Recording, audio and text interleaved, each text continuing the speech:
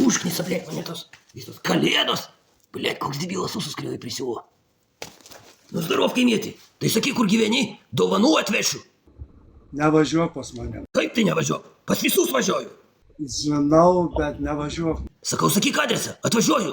Ne, nevažiuok. Petrai, sakau, sakyk adresą, atvažiuoju. Aš iškviesiu policiją.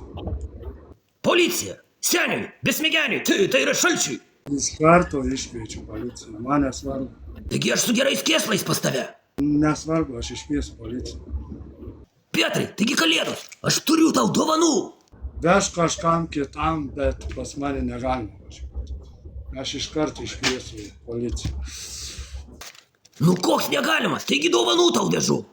Klausyk, ten yra gali būti keismingų medžiagų. Klausyk, visos ten medžiagos yra geros. Ne, neprimsiu. Nu nejau man tavo adresą reikės pačiam susirasti.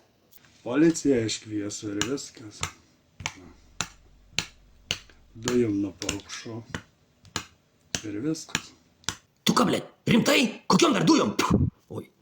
Aš pastoviai turiu kišenėje dujų. Pastoviai. Šarinių dujų. Ir aš nejuokauju, sakau, prie manęs nesiartykit. Išgamos. Ar aišku jau?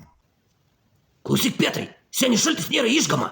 Nupisiu nuo vaizdo, pasakau.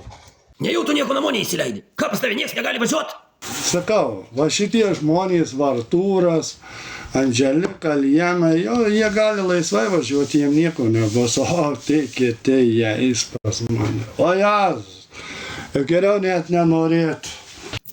Petrai, tai aš gi ir esu senis šaltis. Darbas toks.